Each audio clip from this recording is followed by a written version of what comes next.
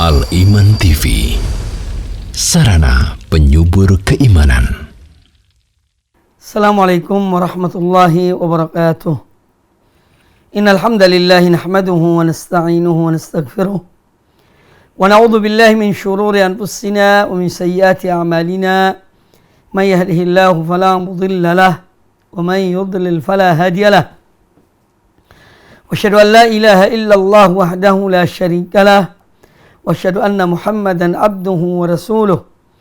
Amma ba'du fa inna ahsanal hadits kitabullah wa khairal hadi hadi Muhammadin sallallahu alaihi wa alihi wasallam. Wa syarrul umuri muhdatsatuha wa kullu muhdatsatin bid'ah wa kullu bid'atin dhalalah wa kullu dhalalatin finnar. Kaum muslimin, kaum muslimat, para pemirsa dan para pendengar televisi dan radio Roja, televisi dan radio Al-Iman dimanapun Anda berada, semoga senantiasa dirahmati Allah subhanahu wa ta'ala.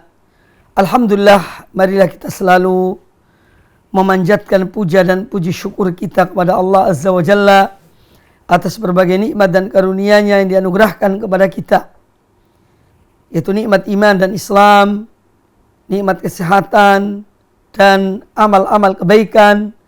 Semoga Allah Azza wa Jalla senantiasa menjaga kita semuanya dalam melangkah dalam kehidupan kita di dunia ini.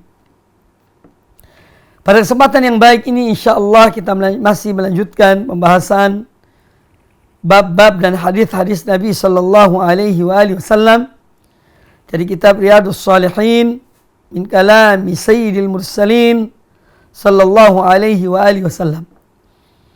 Dan pembahasan kita yang terakhir masih pada bab tentang adab-adab dalam makan. Karena sebagaimana saya jelaskan pada banyak kesempatan bahwa Islam adalah agama yang universal yang mengatur seluruh aspek kehidupan manusia. Sejak dia bangun di pagi hari sampai dia naik ke tempat tidurnya untuk merebahkan badannya tidur, semuanya telah diatur oleh Islam dan telah dilakukan oleh mereka para salafus saleh radhiyallahu anhum ajma'in. Sehingga kita betul memahami Islam tidak hanya dari satu sisi, tetapi kita berupaya untuk berakidah yang benar, beribadah yang benar, bermanhaj yang benar, dan berakhlak yang mulia, beradab yang benar sesuai dengan tuntunan Nabi kita Muhammad sallallahu alaihi wasallam. Bab yang akan kita bahas adalah bab yang ke-102, babu ma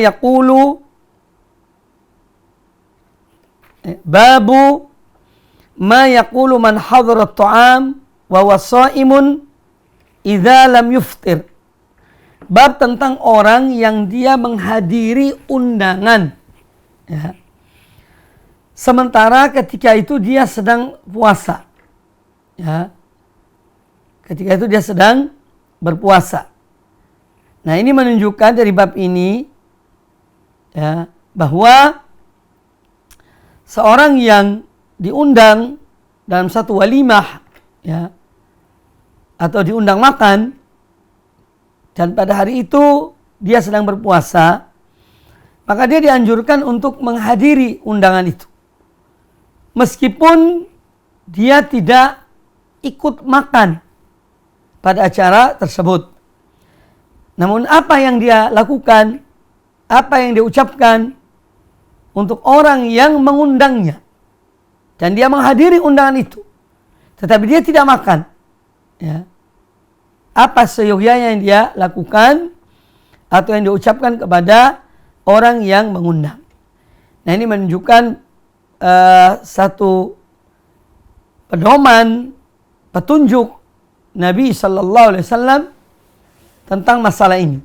Karena memang terkadang ketika kita diundang oleh seseorang, oleh teman, sahabat yang baik, ya, atau yang lainnya, kita itu dalam keadaan berpuasa, kita diundang makan.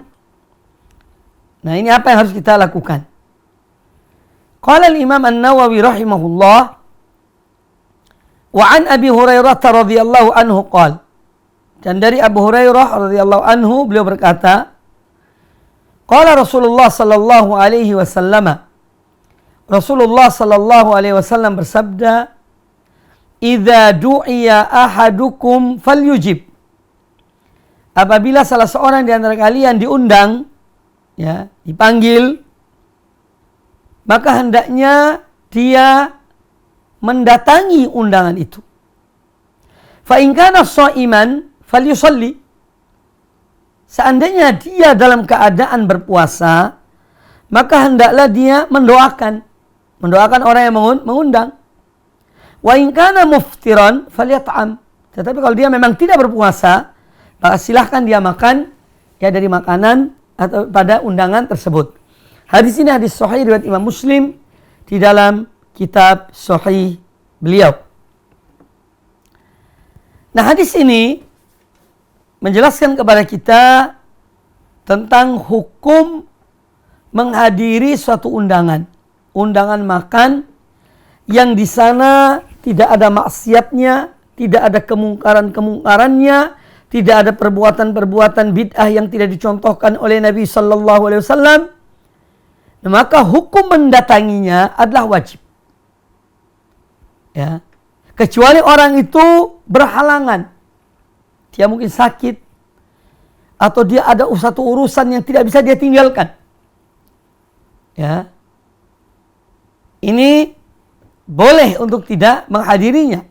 Tetapi selama orang itu tidak ada halangannya dan dalam acara yang dia diundang tersebut itu tidak ada kemaksiatan, perbuatan-perbuatan yang mungkar, maka dia wajib untuk menghadiri undangan tersebut. Nah, sekarang misalnya dia dalam keadaan puasa, dia diundang, itu pun kata para ulama tetap harus hadir. Tetap dia mendatangi undangan tersebut. Ya. Nah, kalau dia berpuasa itu ada dua macam. Ada puasa wajib, ada puasa sunnah. Misalnya seorang ketika dia diundang makan, dia dalam keadaan berpuasa untuk menggantikan mengqadha puasa yang dia tinggalkan di saat Ramadan. Atau dia sedang berpuasa nazar misalnya. Ya, atau dia sedang berpuasa kafarah yang itu wajib baginya. Ya. Maka ini dia tentu tidak boleh membatalkan puasanya. Karena puasa yang dia lakukan itu adalah puasa wajib. Tetapi misalnya dia ketika dia diundang makan atau satu walimah, dia dalam keadaan berpuasa dan puasanya bukan puasa wajib, puasa sunnah. Ya. Misalnya puasa Senin Kamis atau puasa apalah misalnya, ya. Dan dia sedang berpuasa waktu itu puasa sunnah, ya. Maka dia silahkan datang dan dikembalikan kepada dirinya. Jika dia berpuasa puasa sunnah, kemudian dia diundang oleh seseorang, ya, dalam satu undangan makan atau walimah, maka itu kembali kepada dirinya. Jika dia menghendaki dia melanjutkan puasanya, ya, dia tetap datang dan dia lanjutkan puasanya dan dia doakan orang yang mengundangnya. Ini yang pertama. Yang kedua, sebagaimana dikatakan oleh para ulama, ya, bahwa orang yang berpuasa sunnah, as-shaimu amiru nafsihi. Seorang yang sedang berpuasa sunnah, jika dia diundang oleh seorang untuk makan di siang hari, maka dia adalah amiru nafsi, dia yang mengatur dirinya. Apabila dia menghendaki dia berbuka, ya, yakni dia membatalkan puasa sunnahnya. Tapi apabila dia menghendaki dia tetap melanjutkan puasa sunnahnya dan mendoakan orang yang mengundang dia untuk makan. Jadi kalau seorang yang berpuasa sunnah silahkan, terserah dia. Boleh berbuka, ya, membatalkan puasanya karena itu puasa sunnah, ya, atau dia tetap melanjutkan puasanya dan dia mendoakan orang yang mengundang dia untuk makan. Jadi dua pilihan. Kalau seorang diundang, ya, untuk satu walimah dan dia sedang berpuasa sunnah, maka dia memilih salah satu dari dua pilihan.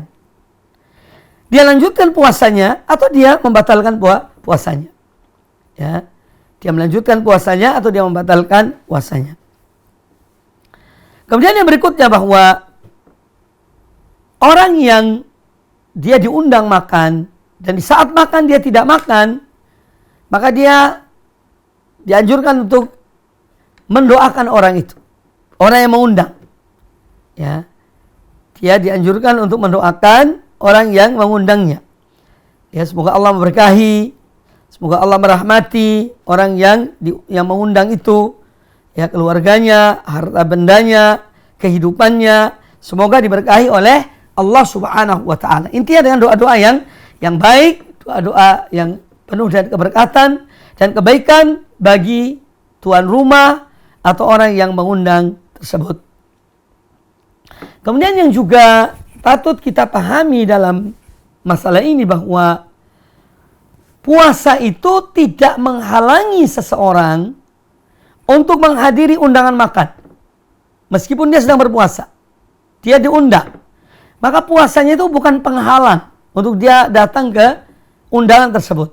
Paling tidak dia datang bertemu dengan orang yang mengundangnya, kemudian mendoakan orang yang mengundangnya. Yaitu suatu hal yang bisa dia lakukan. Ya, walaupun dia tidak makan. Walaupun dia tidak makan dalam undangan tersebut, tapi dia tetap dianjurkan untuk hadir, ya, dan dia mendoakan orang yang mengundangnya. Karena banyak manfaatnya. Kehadirannya itu diantara manfaatnya adalah untuk silaturahim. Di antara manfaatnya adalah untuk dia mendoakan tuan rumah, ya, dengan doanya, ya, dengan ibadah puasanya. Semoga mereka pun yang mengundang mendapatkan keberkahan, ya, dari Allah Subhanahu wa taala dengan kehadiran orang tersebut. Ini yang disebutkan para ulama di antara hal-hal yang bisa diambil dari hadis Nabi SAW yang baru kita bahas, yang baru kita baca tadi. Kemudian bab yang berikutnya, bab ke-103. Kata Imam An-Nawawi rahimahullah ta'ala, babu ma yaquluhu man du'iya ila ta'amin fatabi'ahu ghairuhu. Bab tentang apa yang seyogianya diucapkan atau disampaikan, diomongkan oleh orang yang dia diundang makan oleh seseorang, ya.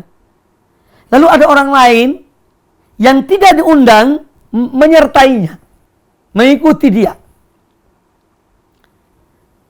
Nah, orang yang diundang tadi ini, apa sih ucapannya kepada orang yang mengundang? Karena dia membawa satu orang. Orang yang satu ini tidak diundang, tapi dia mengikuti orang yang diundang. Nah, apa seyogianya yang diucapkan oleh orang yang diundang yang pertama tadi ketika dia membawa orang yang tidak diundang? Apa yang diucapkan kepada tuan rumah itu, kepada orang yang mengundang? Kata Imam An-Nawawi rahimahullah ta'ala, an Abi Mas'ud al-Badri radhiyallahu anhu qala, dari Abu Mas'ud al-Badri radhiyallahu an, beliau berkata, da'a rajulun an-nabiy sallallahu alaihi wasallam li tu'amin sana'ahu lahu khamsatin fatabi'ahum rajulun falamma balagha al-baba qala an-nabiy sallallahu alaihi wasallam inna hadha tabi'ana fa in syi'ta an ta'dhana lahu wa in syi'ta raja'a. Qal bal adhanu lahu ya Rasulullah. Hadis ini muttafaqun alaih, dikeluarkan oleh Imam Bukhari dan Imam Muslim di dalam Sahih Bukhari dan Sahih Muslim. Baik. Dari Abu Mas'ud al-Badri, salah seorang sahabat Nabi alaihissalam yang dia mengikuti perang Badar, ikut mengikuti perang Badar radhiyallahu anhu. Beliau berkata bahwa ada seorang yang mengundang Nabi SAW untuk makan. Ya, dia buat makanan, kemudian Nabi SAW diundangnya, ya, untuk hadir dengan makanan itu cukup untuk 5 orang. Jadi makanan hanya dia undang untuk 5 orang. Kemudian ketika mereka pergi ada satu orang yang mengikutinya, yang mengikuti mereka. Jadi ada satu orang mengikuti Rasulullah SAW dan yang diundang itu. Nah, seorang yang mengikuti ini dia tidak diundang. Falamma balaghal bab, ketika Nabi SAW sampai di pintu rumah orang yang mengundang, maka beliau bersabda, "Inna hadza tabi'ana." Sesungguhnya orang yang satu ini dia mengikuti kami. Fa in syi'ta an ta'dzana lahu wa in syi'ta raja'. Maka kalau kamu menghendaki, ya kamu izinkan dia untuk ikut, ini untuk ikut serta. Tetapi kalau juga kamu menghendaki, ini untuk dia tidak mengikuti, dia akan pulang. Ya, dia akan pulang. Qal, maka tuan rumah itu menjawab, bal adzanu lahu ya Rasulullah. Aku izinkan dia wahai Rasulullah. Ya. Jadi tuan rumah itu mengizinkan orang yang tidak diundang tadi, yang mengikuti rombongan Nabi SAW, ya, untuk juga hadir ikut makan bersama mereka. Nah, di sini kita melihat tentang al-karom, ya, yang mana al-karom ini memang merupakan darah daging orang-orang Arab. Jangankan sesudah datangnya Islam. Sebelum datangnya Islam, ya, bahwa ad-diyafah, menerima tamu, menjamu tamu, itu sudah merupakan tradisi yang mendarah daging di tanah Arab tersebut. Ya. Kita mengenal orang-orang yang karom, ya, Hatim, diantaranya Atoi, salah seorang yang luar biasa karomnya, luar biasa dermawannya, ya, dalam menghormati tamu, dalam menjamu tamu. Jadi ini adalah satu tradisi, ya, yang memang sudah mendarah daging di kalangan Arab. Makanya kalau ada orang Arab yang pelit, yang bakhil, ya, yang tidak senang, ya, padahal dia mampu dan dia bisa untuk memberikan, ya, ini sudah hilang salah satu dari sifat-sifat itu. Ya. Waliyadzubillah. Semoga tidak. Ya. Ini tradisi, ini adalah suatu hal yang sudah ada sejak zaman jahiliyah. Ya. Dan sifat karom ini mendarah daging dalam diri mereka sejak zaman jahiliyah. Itu satu hal yang luar biasa. Kalau mereka hidup di negeri yang Masya Allah, negeri yang subur, hujannya banyak, tanamannya Masya Allah, itu tidak heran. Tetapi mereka hidup, ya, kalau kita kembali ke sejarah orang-orang Arab dahulu, mereka hidup di tengah padang pasir, sulit airnya, sulit makanannya, ya. Makanan mereka hanya yang tertentu, kurma, susu kambing, susu sapi, ya, makanan-makanan yang kadang-kadang ada, kadang-kadang tidak. Kalau paceklik mereka kebingungan, artinya mereka betul-betul mencari dan mereka membantu. Nah, ini yang keistimewaannya. Jadi kalau seandainya, ya, sifat itu ada di satu komunitas, satu negeri yang banyak makanannya, banyak tumbuh-tumbuhannya, banyak atau melimpah makanannya, itu hal yang tidak aneh. Karena memang ada. Tapi yang luar biasa di saat tinggal di tempat yang kering, di tempat yang sulit, apalagi zaman seperti itu. Ya. Tapi hati tetap lapang, terbuka, karim, ya, untuk memberikan kepada orang yang atau tamu yang datang.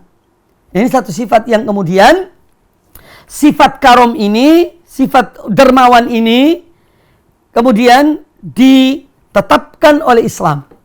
Setelah Islam datang, ya, di antara sifat-sifat mulia yang dimiliki oleh mereka orang-orang Arab jahiliyah dahulu, yang dalam hal menghormati tamu, memuliakan tamu, sifat ini, amalan ini terus didukung oleh Islam dan merupakan bagian dari iman kepada Allah dan bagian dari iman kepada hari akhir, sebagaimana sabda Nabi sallallahu alaihi wasallam, "Man kana yu'minu billahi wal yaumil akhir falyukrim dhaifahu."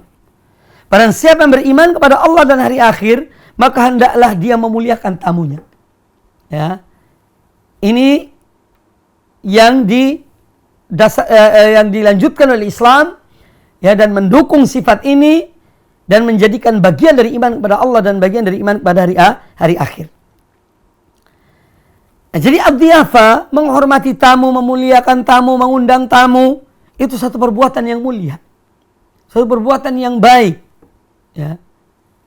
Satu perbuatan yang mulia, yang didukung oleh Islam. Seorang mengumpulkan harta untuk dia sendiri, apa gunanya? Hartanya Masya Allah, toh makannya hanya satu piring, tidak lebih dari itu. Minumnya hanya satu gelas air. Ya. Maka berbagi itu satu sifat yang mulia. Berbagi itu satu sifat yang mulia kepada orang lain.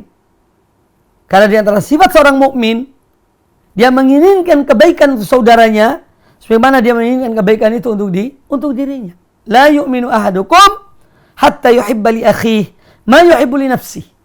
Tidak sempurna iman seorang di antara kalian sehingga dia mencintai satu kebaikan untuk saudaranya sebagaimana dia mencintai kebaikan itu untuk dirinya.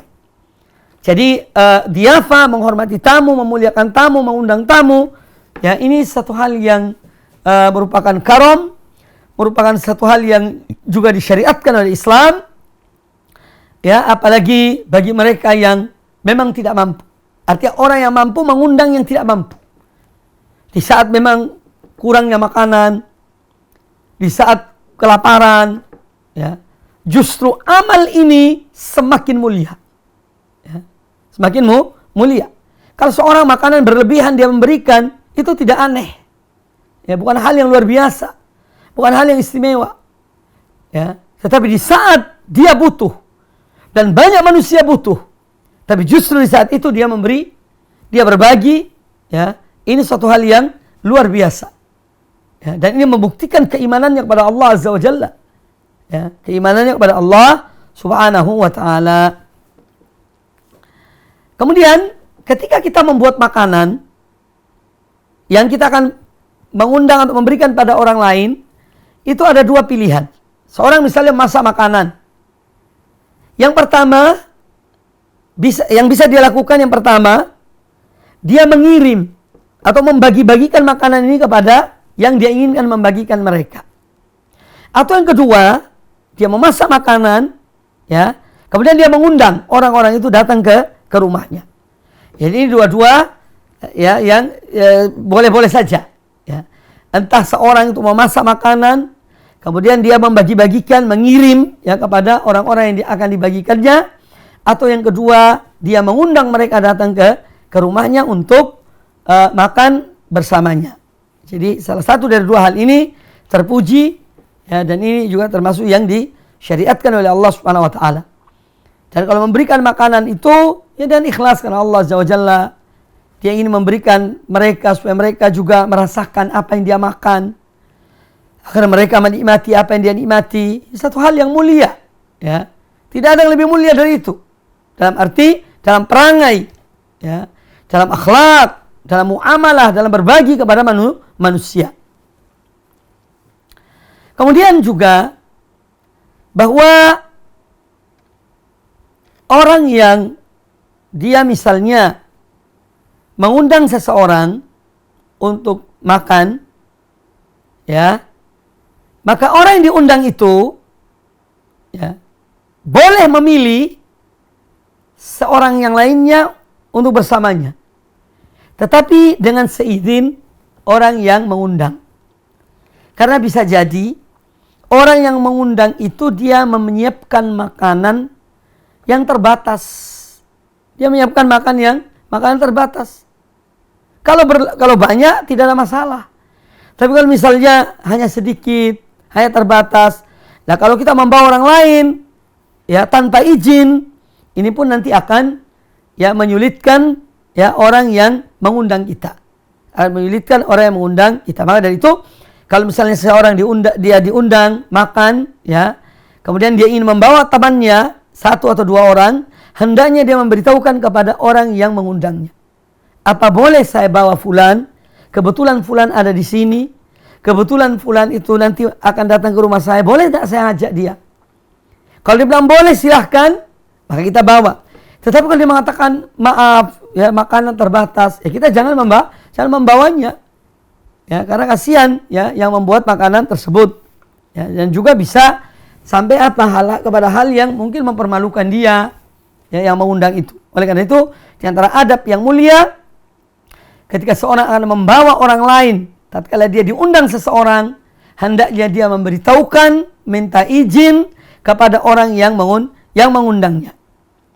Kemudian juga hadis ini menjelaskan kepada kita tentang makanan atau makan bersama itu adalah makanan yang diberkahi oleh Allah Ta'ala. Jadi makan bersama itu makanan yang diberkahi. Ya, tidak sendiri-sendiri. Ya, keberkatan itu ketika makan bersama. Dan ini adalah bagian dari tradisi Islam kaum muslimin sejak zaman dahulu.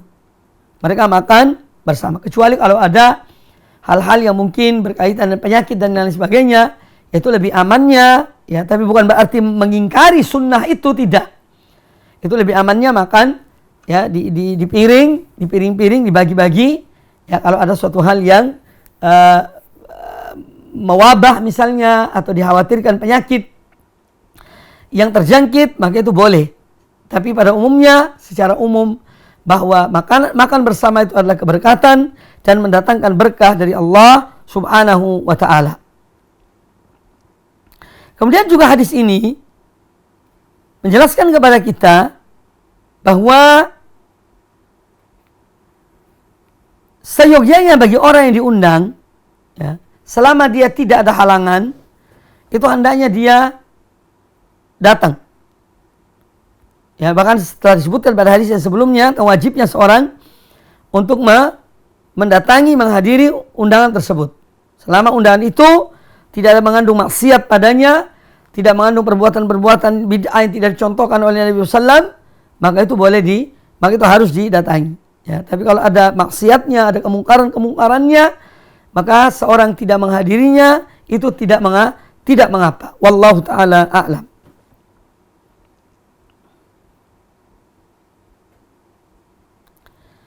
Kemudian hadis bab yang berikutnya, yaitu bab 104. Qala al-Imam An-Nawawi rahimahullah ta'ala, babu al-akli mimma yalihi wa wa'adhihi wa ta'dibihi man yusi'u aklahu. Bab tentang makan dengan adab-adab yang mulia. Ya, makan dengan adab, makanan yang terdekat dengan tempat duduknya. Kemudian juga dia memberi nasihat kepada orang yang ketika makan misalnya ada hal-hal yang kurang baik yang dilakukannya. Nah, kita boleh memberi peringatan atau memberi nasihat. Hadis yang dibawakannya, hadis ini pernah dibahas, yaitu hadis Umar bin Abi Salamah. Qala al-Imam An-Nawawi rahimahullah ta'ala, ya, dari Umar bin Abi Salamah radhiyallahu anhuma qala. Kata Imam An-Nawawi rahimahullah, dari Umar bin Abi Salamah radhiyallahu anhuma, beliau berkata, kuntu ghulaman fi hijri Rasulillah sallallahu alaihi wasallam. Aku ketika kecil berada pada asuhan Rasulullah sallallahu alaihi wasallam. Wa kanat yadi tatishu fi suhfati. Dan adalah tanganku, ya, adalah tanganku kalau makan itu tidak diam di satu tempat, ya. Jadi ke sana kemari. Faqala li Rasulullah sallallahu alaihi wasallam, maka Rasulullah sallallahu alaihi wasallam berkata kepada aku, "Ya gulam, sammillaha ta'ala." Wahai gulam, wahai anak muda, bacalah bismillah, ya, dan mengucapkan nama Allah Ta'ala. Ini ketika makan. Wa kul biyaminika, dan makanlah dengan tangan kananmu. Wa kul mimma yalik, dan makanlah yang dekat denganmu. Ini makanan yang di sekitarmu. Hadis ini muttafaqun alaih, dikeluarkan oleh Imam Bukhari dan Imam Muslim, tentang adab ketika makan. Jadi Nabi alaihissalam, ya, beliau mengasuh Umar bin Abi Salamah. Umar bin Abi Salamah ini anak dari Abu Salamah dan Ummu Salamah. Abu Salamah dan Ummu Salamah menikah, punya anak, salah satunya adalah Umar bin Abi Salamah.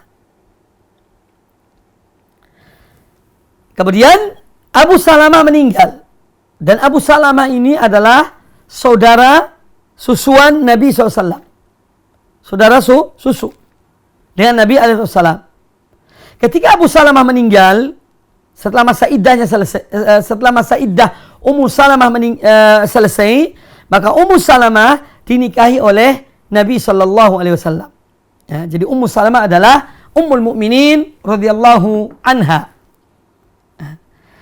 Di antara anak bawaan Abu Salamah adalah Umar ini, yang disebutkan dalam hadis ini, yang meriwayatkan hadis ini. Dia berada pada pengasuhan Nabi sallallahu alaihi wasallam. Dan Nabi alaihi salatu wassalam orang yang berakhlak mulia, makanya Allah memuji beliau. Wa innaka la'ala khuluqin azim. Sungguh engkau Muhammad berada pada akhlak yang agung. Tidak ada yang bisa menyamai Rasulullah SAW dalam akhlak, dalam perangai.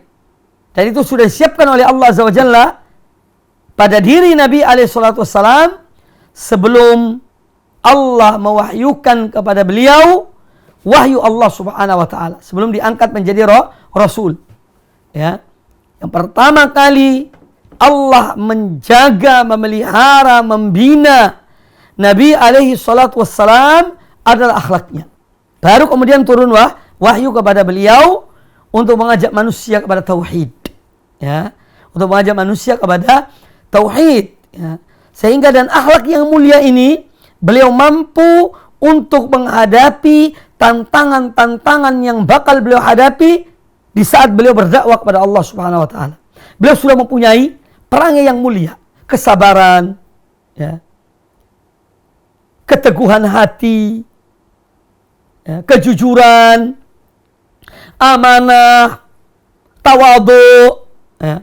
Ini sudah ada pada diri Nabi alaihi salatu wassalam sebelum beliau diberikan wahyu oleh Allah Subhanahu wa taala. Ya. Sudah terbina, sudah disiapkan oleh Allah Azza wa Jalla. Baru kemudian Allah turunkan wahyu kepada beliau alaihi salatu wassalam. Makanya beliau ketika menghadapi kaumnya, kaumnya ketika berdakwah, dan penuh ketabahan sallallahu alaihi wasallam. Dan akhlak beliau tidak berubah kepada mereka. Kecintaan beliau kepada mereka, keinginan beliau agar mereka menjadi orang-orang yang beriman kepada Allah, itu tetap tertanam dalam diri Nabi sallallahu alaihi wasallam sampai akhir hidupnya alaihi salatu wassalam. Ya. Makanya kita melihat bagaimana Rasul alaihi salatu wassalam, beliau tabah, bahkan beliau diusir dari negerinya, dikeluarkan dari tanah kelahirannya, kota Mekah, yang mana Mekah adalah bumi Allah yang paling dicintai oleh Allah, bumi Rasulullah yang paling dicintai oleh Rasulullah. Beliau dikeluarkan dari negerinya. Beliau tetap tabah. Beliau tetap bersabar. Ya. Beliau tidak mengeluh. Beliau tidak mengadu pada manusia. Ya. Padahal diusir, dikeluarkan dari negerinya. Menuju ke Madinah. Meninggalkan sanak familinya. Meninggalkan Baitullah, rumah Allah, Al-Ka'bah Al-Musyarrafah. Ditinggalkan semuanya dalam rangka dakwah. Beliau meninggalkan kota Mekah, sabar, tabah. Nah, ini perangai yang mulia yang harus kita miliki, ya, sebagai seorang yang berdakwah kepada Allah Subhanahu wa taala, yang namanya dakwah itu pasti banyak tantangan. Tidak ada dakwah seenaknya, semaunya, senang-senangan. Ya, tidak. Dakwah itu ada tantangannya. Hadapi dengan lapang dada. Hadapi dengan kesabaran. Hadapi dengan ketabahan. Toh Allah yang menentukan seorang itu. Dia mendapat petunjuk atau tidak, itu Allah Ta'ala yang mengatur. Ya. Tugas dai menyampaikan risalah Allah itu. Dan cara yang baik, dan kalimat yang baik. Itu tugas dai. Bukan memaksa orang. Kamu harus mengikuti. Kamu harus mengikuti. Kamu wajib mengikuti. Keliru. Dakwah menyampaikan. Ya. Dan cara yang baik. Dan akhlak yang mulia. Dengan mendoakan mereka. Semoga Allah berikan hidayah pada mereka. Semoga Allah berikan petunjuk pada mereka. Ya. Itu dakwah. Kaum muslimin, kaum muslimat rahimani wa rahimakumullah. Maka Rasul SAW, beliau ketika melihat ada perangai yang kurang baik, itu beliau menegur. Di antaranya ketika makan bersama. Ini dalam skop yang kecil. Nabi SAW melihat, ya, anak asuhannya, yaitu anak tirinya yang bernama Umar bin Abi Salamah radhiyallahu anhuma, itu makannya tangannya ke sana kemari. Ya. Maka beliau mengarahkan. Ini bagian dari pendidikan. Karena pendidikan yang membekas itu adalah di saat usia masih balita. Usia masih anak-anak. Ya. Maka ini akan sangat membekas, ya, dalam diri seorang anak. Oleh karena itu, pendidikan yang baik itu di saat anak masih kecil. Sudah dibiasakan hal-hal yang baik. Akhlak yang baik, perangai yang baik, ya, dibiasakan sejak kecil. Ya, dan demikian nanti akan membekas. Akan membekas. Tapi kalau tunggu sudah besar, yaitu sulit. Ya, sulit. Tapi kalau di saat masih kecil, kita arahkan mereka, kita bimbing mereka, kita nasihati mereka dengan cara yang baik, ya, maka insya Allah anak-anak kita akan besar dengan dengan kebiasaan yang baik dan akhlak yang mulia. Nah, demikian pula di sini Rasul alaihissalam, ya, beliau ingin mendidik Umar bin Abi Salamah untuk menjadi anak yang punya akhlak yang mulia, adab-adab yang baik, apalagi di majelis ketika makan bersama, sehingga beliau menegur Umar bin Abi Salamah. Ya. Peringatan pertama adalah untuk apa? Adab yang pertama yang diajarkan oleh Nabi Sallallahu Alaihi Wasallam, yaitu memanggil anak itu dengan panggilan yang menunjukkan kedekatan beliau dengan anak tersebut. Ya ghulam. Ya. Ya ghulam. Ya, ini panggilan yang bagus. Ya ghulam, Sammillah ta'ala. Sebutkan nama Allah. Bacalah bismillah. Ya. Karena sebagaimana kita bahas pada pertemuan-pertemuan yang lalu bahwa syaitan itu berupaya dalam semua aktivitas Bani Adam, anak Adam, dia berupaya untuk ikut serta dalam makannya, dalam minumnya, dalam tidurnya, ya. Semua aktivitas yang dilakukan oleh manusia itu ingin diikuti oleh syaitan. Nah, agar mereka terhalang dari mengikuti atau nimbrung dalam aktivitas kita, Bani Adam, maka kita dianjurkan membaca bismillah. Ya, membaca tasmiyah itu bismillah. Ketika akan makan, ketika akan tidur, ketika masuk rumah, ketika keluar rumah, ya. Dan banyak berzikir, membaca doa, membaca bacaan-bacaan yang kita baca pada setiap aktivitas yang sudah ditentukan oleh atau diajarkan oleh Nabi SAW, ini sangat, ya, membantu dan menjadi benteng bagi seorang mukmin dalam semua aktivitasnya, agar syaitan tidak ikut serta, ya, menyertai dia dalam aktivitas tersebut, termasuk makan. Dalam hadis yang pertemuan yang lalu, ya, sudah disebutkan bagaimana seorang anak wanita kecil ketika di majelis Rasulullah SAW akan makan, dia duluan, ya, akan mengambil, kemudian tangannya ditahan oleh Nabi SAW, ya, ditahan, dan beliau memberitahukan bahwasanya ada syaitan yang menyuruh mereka ini, ya, untuk mengambil, karena syaitan tidak bisa kalau diawali dengan bismillah. Maka dia menyuruh anak-anak kecil ini, kemudian anak kecil tersebut, yang kedua kemudian orang Badui. Arab Badui juga melakukan hal yang sama, juga kemudian dicegah oleh Nabi SAW sampai beliau memulai dan membaca basmalah dan membaca tasmiyah, yaitu bismillah. Oleh karena itu Nabi SAW menyuruh si Umar bin Abi Salamah untuk membaca bismillah. Ya gulam, samillah. Samillah ta'ala. Bacalah bismillah. Kemudian adab yang kedua, wakul biyaminik, makanlah dengan tangan kananmu. Ya. Seorang wajib makan dengan tangan kanannya, apalagi seorang muslim. Dan ini sudah jelaskan pada kesempatan yang lalu.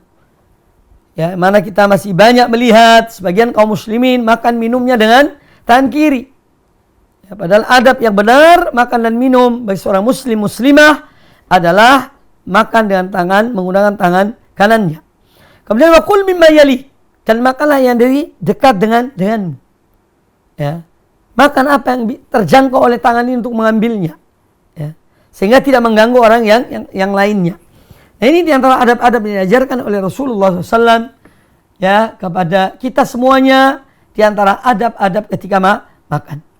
Kemudian hadis yang berikutnya, qala al-Imam An-Nawawi rahimahullah, wa an Salamah ibn al-Aqwa radhiyallahu anhu anna rajulan akala inda Rasulillah sallallahu alaihi wasallam bishimali faqala kul biyaminik qal la astati' qal la istata'ta ma mana'ahu illa al-kibru fama rafa'aha ila fih. Hadis riwayat Imam Muslim di dalam sahihnya. Dari Salamah ibnul Aqwa radhiyallahu anhu, beliau berkata bahwasanya ada seorang yang makan di sisi Rasulullah SAW. Dia makan dengan menggunakan tangan kirinya. Faqal, maka Nabi sallallahu alaihi wasallam berkata kepada orang tersebut, kul biyaminika, makanlah dengan menggunakan tangan kananmu. Qala la astati', kata orang itu, enggak, aku tidak bisa. Jadi aku tidak bisa ini, ya aku tidak bisa, ini karena memang menolak perintah Nabi SAW. Maka beliau alaihissalam kemudian mengatakan pada orang tersebut, lastata'ta, engkau tidak akan bisa makan dengan tangan kananmu. Disebutkan di sini oleh Salamah ibn al-Aqwa radhiyallahu anhu, ma mana'ahu illal kibru, yang mencegah dia makan dengan tangan kanannya adalah keangkuhan. Keangkuhan dia, kesombongan dia terhadap perintah Nabi sallallahu alaihi wasallam. Apa yang terjadi? Fama rafa'aha ila fih. Maka semenjak itu orang tersebut tidak bisa mengangkat tangannya ke mulutnya. Lumpuh. Karena doa Nabi SAW. Mengapa demikian? Karena sombongnya, karena keangkuhannya, karena takaburnya. Ya. Sifat kibir ini sifat yang dibenci. Dibenci oleh Allah, dibenci oleh manusia. Oleh karena itu kalau ada orang yang ada rasa kibir dalam dirinya, kesombongan dan keangkuhan dirinya, jangan berharap Anda dicintai oleh manusia. Ya. Jangan berharap dicintai oleh manusia. Ya. Karena tabiat manusia, naluri manusia tidak senang kepada orang yang sombong, orang yang angkuh. Ya. Nah, kita melihat di sini dalam hadis ini bahwa Nabi alaihissalam melihat bahwa orang yang makan tersebut bersama beliau melakukan satu hal yang mungkar. Ya. Jadi berarti bahwa makan dengan menggunakan tangan kiri ini tanpa sebab, ini adalah satu perbuatan yang mungkar. Makanya Nabi SAW menegur orang itu. Makanlah dengan tangan kananmu. Ya, makanlah dengan menggunakan tangan kananmu. Lalu orang itu menolak. Orang itu menolak. Menolak dengan kesombongannya. Kata dia, la astati. Aku nggak bisa. Aku tidak bisa makan dengan tangan kananku. Melihat gelagat orang ini menolak apa yang diperintahkan oleh beliau sallallahu alaihi wasallam, maka beliau kemudian mengatakan, kamu tidak akan bisa makan dengan tangan kanan. Dan semenjak itu tangan kanannya lumpuh. Ya. Nah, oleh karena itu hati-hati. Hadis ini banyak sekali pelajaran sebetulnya.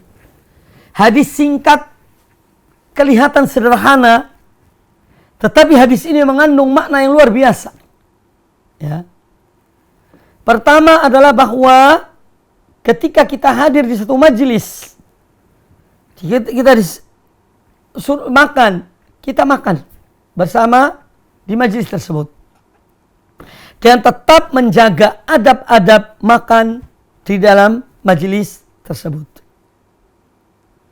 Yang kedua, bahwa hadis ini menjelaskan kepada kita di antara adab yang mulia yang diajarkan oleh Nabi sallallahu alaihi wasallam dalam hal berkaitan dengan makan adalah makan dan menggunakan tangan kanan, kecuali orang yang memang tidak bisa.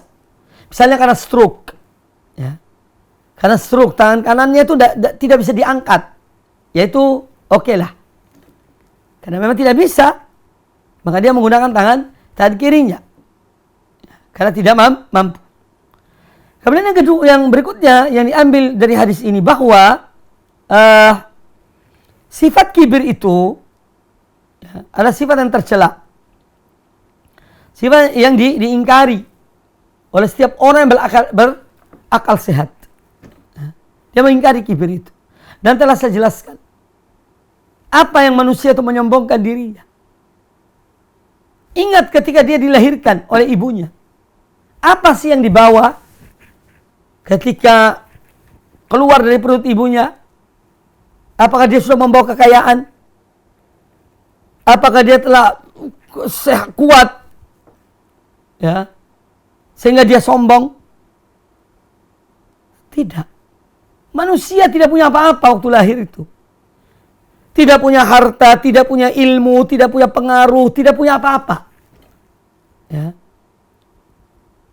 Dia dari kelemahan, dari kejahilan. Maka jangan sombong, jangan angkuh. Baru kemudian dia menjalani hidupnya. Kemudian Allah memberikan kepada dia rezeki. Entah itu harta. Allah berikan dia kenikmatan-kenikmatan. Ya. Bukan untuk dia takabur. Bukan untuk sombong. Tetapi untuk tawadhu. Untuk mensyukuri nikmat Allah. Bahwa semua ini datang dari Allah subhanahu wa ta'ala. Bukan dari diri kita. Ya. Karena manusia pada dasarnya fakir. Ya ayuhan nas antumul fuqara'u ilallah. Wahai manusia, kalian itu adalah fakir pada Allah. Kalian miskin, fakir pada Allah Ta'ala. Wallahu al-ghaniyul hamid. Dan Allah dialah zat yang maha kaya, lagi maha terpuji. Maka kesombongan adalah sifat yang jelek, sifat yang tercela. Bahkan iblis dilaknat oleh Allah Ta'ala karena kesombongannya, karena keangkuhannya. Dikeluarkan dari nikmat Allah, dikeluarkan dari surga Allah karena kesombongan dan keangkuhannya. Aba wastakbar wa kana minal kafirin. Dia enggan untuk mengikuti perintah Allah dan dia sombong dan angkuh, ya, maka dia termasuk orang-orang yang kafir. Ini tentang sifat yang jelek, yaitu sifat kibir. Nah,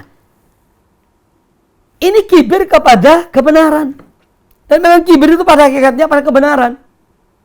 Ya. Al-kibru yaitu batarul haq wa ghamtun nas.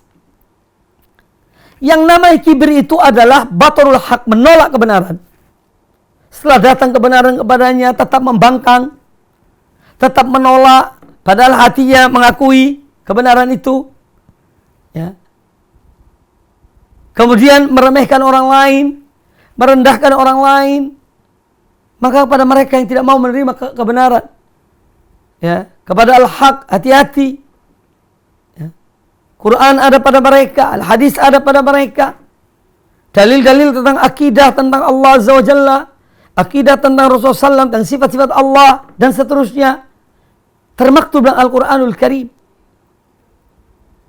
Tapi sebagian manusia memang tidak mau menerimanya karena kesombongan dan keangkuhannya. Ya. Karena kesombongan dan keangkuhannya. Maka selamat nanti menerima. Silahkan menerima akibat kesombongan itu. Ya. Setiap orang akan menelan apa yang dia lakukan. Ya.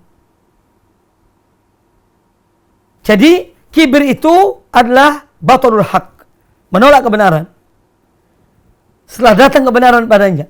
Yang kedua yaitu wa ghabtun nas, meremehkan, merendahkan ya manusia. Merendahkan manusia. Ini sifat yang jelek, sifat yang buruk.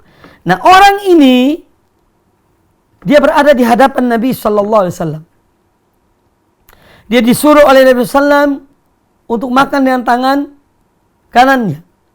Tapi dengan sombongnya dia mengatakan, tidak, aku tidak bisa.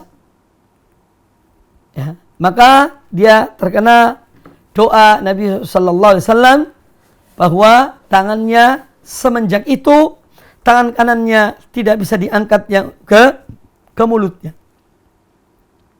Jadi setiap menyelisih sunnah Nabi SAW, lain halnya kalau seorang memang tidak tahu, tapi dia tahu namun mengingkari, ya tidak mau mengikuti, ini dampaknya besar, cepat atau lambat, akan berdampak, akan berakibat, yang seorang harus merasakannya. Na'udzubillah min dzalik. Ya. Kemudian juga hadis ini menjelaskan kepada kita tentang mengingkari kemungkaran. Satu kemungkaran yang ada, selama kita bisa mengingkari dengan tangan kita, atau dia merubah dengan tangan kita, robahlah dengan tangan kita dan wewenang kita dan kekuasaan kita. Tapi tidak semua orang mempunyai wewenang, tidak semua orang mempunyai kekuasaan untuk merubah satu kemungkaran.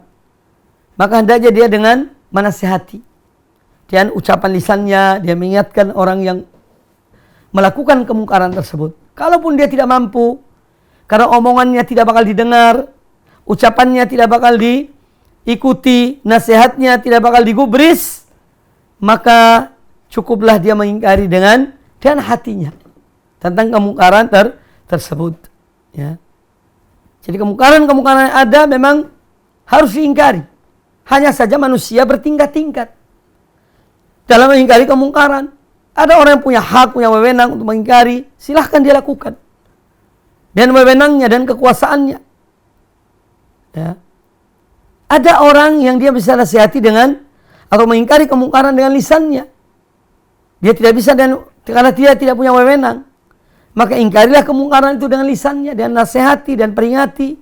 Yang memberi peringatan pada orang itu, memberi nasihat pada orang tersebut. Juga dalam hal ini tidak semua orang mendengar peringatan kita. Tidak semua orang mau mendengar nasihat kita. Maka di saat itu seorang mengingkari kemungkaran dengan hatinya. Selebihnya serahkan pada Allah Subhanahu wa taala. Yang penting sudah dilakukan ya pengingkaran tersebut. Kemudian juga hadis ini menjelaskan kepada kita tentang dampak buruk dari menyelisihi sunnah Nabi sallallahu alaihi wasallam.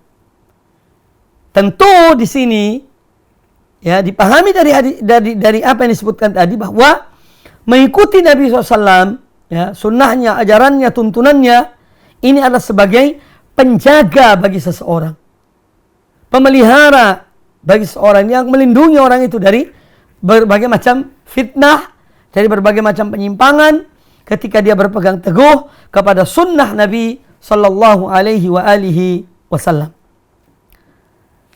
Kaum muslimin, kaum muslimat, para pemirsa rahimahni wa rahimakumullah, bab yang terakhir, satu hadis lagi. Qala al-Imam An-Nawawi rahimahullah, bab ke-105, babun nahyi anil qiran baina tamratain wa nahwihima idza akala jama'atan illa biizni rifqatihi. Ini bab juga bagian dari adab-adab ketika makan. Tapi khususnya di sini adab ketika makan bersama. Ya. Bab tentang larangan mengambil kurma ketika makan itu langsung 2 biji atau 3 biji, langsung dimakan. jika dalam keadaan makan bersama. Kecuali kalau diizinkan oleh teman-temannya. Seorang ambil ketika sekali makan langsung 2-3 biji, dia mengambil kurma itu tidak masalah kalau mereka mengizinkannya. Tetapi selama tidak, maka dia mengambil satu-satu. Ya. Satu per satu. Ini kurang lebih demikian makna dari bab yang akan dibawakan atau hadis yang berikut ini yang dibawakan oleh Imam An-Nawawi rahimahullah ta'ala. Nah, dari bab yang disebutkan tadi itu, ini juga satu hal yang memang ketika seorang makan bersama, ya, entah itu dalam bentuk prasmanan atau yang lainnya yang ada di zaman kita ini, ya hendaknya dia juga mengingat orang lain. Kita banyak jumpai ketika makan misalnya prasmanan atau makan bersama dalam satu walimah misalnya, terkadang orang-orang yang terakhir itu tidak mendapatkan sesuatu apapun. Karena sudah direbut oleh yang pertama-tama, ya, orang-orang yang pertama mengambilnya. Nah, ini juga satu perilaku yang kurang baik, ya, bahkan tidak baik. Karena tidak mengingat orang lain yang di belakangnya. Atau sistem ini pun juga sebetulnya bukan dari cara-cara kaum muslimin. Ya. Jadi intinya bahwa memang kita jangan melupakan saudara kita ketika makan, minum, apalagi di satu majelis yang sama, ya juga ingat pada yang lainnya.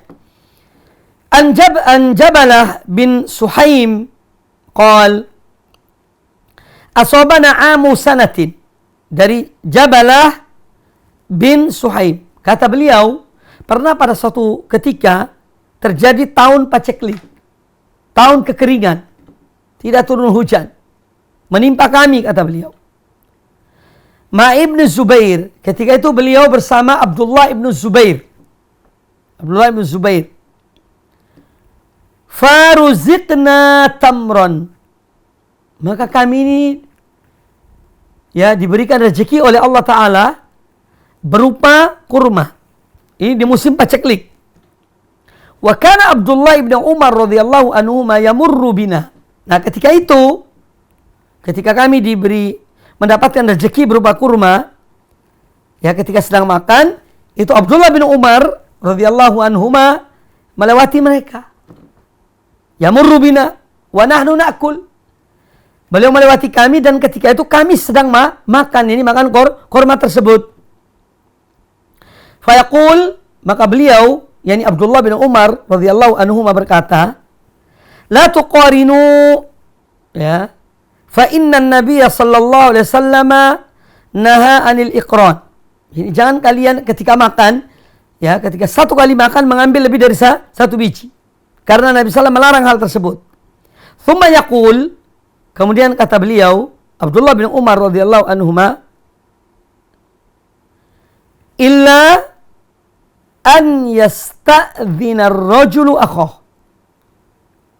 kecuali kalau seorang yang mau melakukan hal itu meminta izin kepada saudaranya. Jadi kalau dengan seizin saudaranya itu boleh. Hadis ini muttafaqun alaih, dikeluarkan oleh Imam Bukhari dan Imam Muslim di dalam Sahih Bukhari dan Sahih Muslim. Yang diambil dari hadis ini diantaranya adalah tentang dianjurkannya makan bersama. Sebagaimana sudah saya sebutkan, ya, karena makan bersama itu ada barokahnya lebih besar, ya, berkat orang yang makan bersama itu. Dan ini adalah sunnah, ya, yang dijalankan sejak zaman Nabi alaihissalam dan zaman kaum muslimin. Seperti itu yang mereka lakukan. Lain halnya dengan makan terpencar-pencar sendiri-sendiri, nah ini kurang berkahnya. Kemudian juga hadis ini menjelaskan kepada kita tentang perlunya, ya, orang-orang yang berilmu, orang yang alim, ya, atau paling tidak yang punya ilmu, ya, orang yang mempunyai ilmu untuk selalu yang paling tidak memantau, melihat, mungkin ada hal-hal yang mereka bisa ingatkan ketika melihat manusia melanggarnya, atau ketika melihat manusia melakukan hal yang mereka tidak ketahui, ya.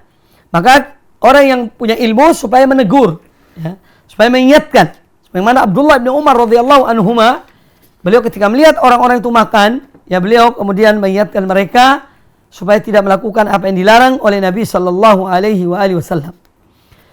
Ya, kemudian juga di sini kaitan dengan mengambil hak orang lain. Ya. Karena bisa jadi yang diambil itu ketika makan bukan hak dia, tapi hak orang lain. Ya, ini bagian dari ya az-zulm, maka tidak dibenarkan. Jadi kezaliman dalam semua hal bisa saja terjadi, termasuk dalam makan haknya orang. Juga itu adalah kezaliman, ya. Dan dalam semua kehidupan kita ini, kita dilarang untuk menzalimi saudara kita. Ya.